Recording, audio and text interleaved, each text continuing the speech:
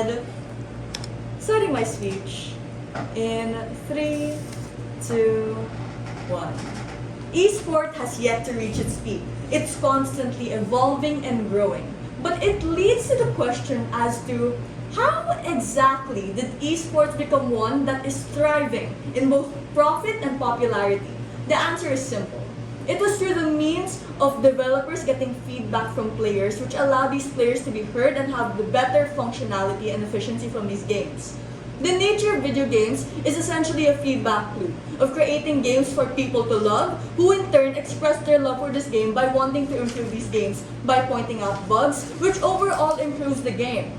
It's important to understand then that the more one plays the game, the more one is able to frequently encounter the same glitch or issue that they can report and have fixed. Which means then that the more a player plays the game, the more they are a valuable asset of information for developers as to how we can improve the game for everyone. Two things then, extraneous rebuttals and my clashes. Firstly, government whip tells us that if we listen to the majority of casual players, we get to retain the majority of users. However, what certainty do we have that the majority is always right? In fact, it's these professional players that actually fight back against the narratives of having to pay to win, which actually represents the interests of casual gamers. Professional players, similar to casual players, aren't just players. They also create content and stream. They have mechanisms like DLO mentioned to solicit feedback from the gaming community at large. They have Discord servers, polls, YouTube comment sections, Reddit, etc. But second, if we steel man what government tells us, they claim that professional players will now have a monopoly over the game meta. We think that metas evolve over time. Sometimes these happen naturally. Sometimes these are dictated by world champions, similar to how the debate meta has evolved, and sometimes it's just random through iteration that we discover. But third, the fact that a lot of casual players are turned off by play to win, we tell you that revenue from huge events and brands or sponsorships are much larger than the revenue we get from casual players, simply because a lot of them play for free and don't have corporate backing and branding that we get from what LO mentioned. But lastly, there is an assertion that regular players are the ones that bring revenue to this game. Ladies and gentlemen, how do you think these players got to the point wherein they were willing to spend on the game? The turning point in which these players become passionate enough to actually spend financial resources on the game is when they see pros who stream this game to the highest potential and play it to the highest potential. This makes them want to emulate these individuals, which means then that the reason why regular players are spending in these games is because the pro players stimulate viewers to buy the skins that these pros are using. Now, let's talk about the clash. There is one main clash in this debate. Which side of the house do we best optimize games for three key players in this debate? New players, casual players, and pro players. Three things. Firstly, the underlying principle in this clash is scale.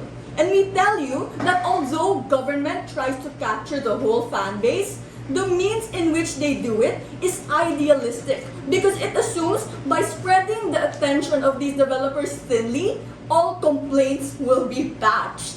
Mr. Speaker, this isn't what happens. What happens is they need to cater to the voices and the pros who represent the fan base, the people who play the game, because there's already an established sense of trust between the professional players and the gaming community, which means these pros have a feedback loop as well to whether or not the pro player, what changes the pro player wants are ones that are valid and are just things that the pros are just nitpicking on.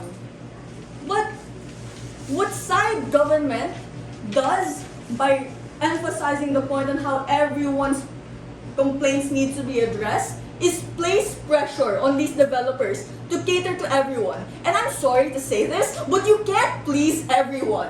There is a need for developers to filter out what needs to be fixed, and that means prioritizing the pro players who interact with the community in order to ensure that the complaints are filtered to people who are experts in playing the game, regulated given the fact that there is a feedback loop between the community and the pro players, and even are specific and concrete enough that developers can fix this immediately.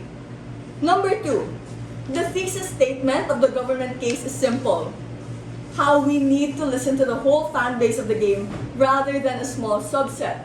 My LO completely proves how this should not be the case. Why?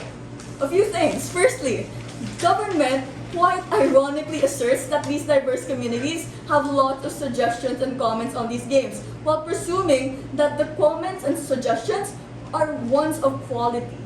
Second, simply put, we on opposition would rather make esport developers take criticism from a player who has played it for 3 years as opposed to a casual player who's only played for 3 months. In fact, it is precisely because of these professional players that the complaints of newer people can become nuanced in their suggestions and opinions. Government assumes that lending everyone an equal voice equates to a better game. Why is that not in the interest of these esport developers? 2 things. Firstly, because if an esport developer doesn't cater to professional players, then those players will just go to an esport who will cater to them. That's why the example of Overwatch 2 is so crucial in this debate. But second, as a result of people leaving, it leads to a loss of profit, a loss of engagement, a loss of positive buzz surrounding these companies. But lastly, my deputy hammers in the point that this isn't a casual versus professional false dichotomy. This is an interplay between all these different stakeholders. In conclusion, we win on the final metric of responsiveness. It's crucial to understand that throughout the round, opposition's case did not evolve beyond their thesis statement and was largely dismissive of our case. So for all those reasons and more, opposition win.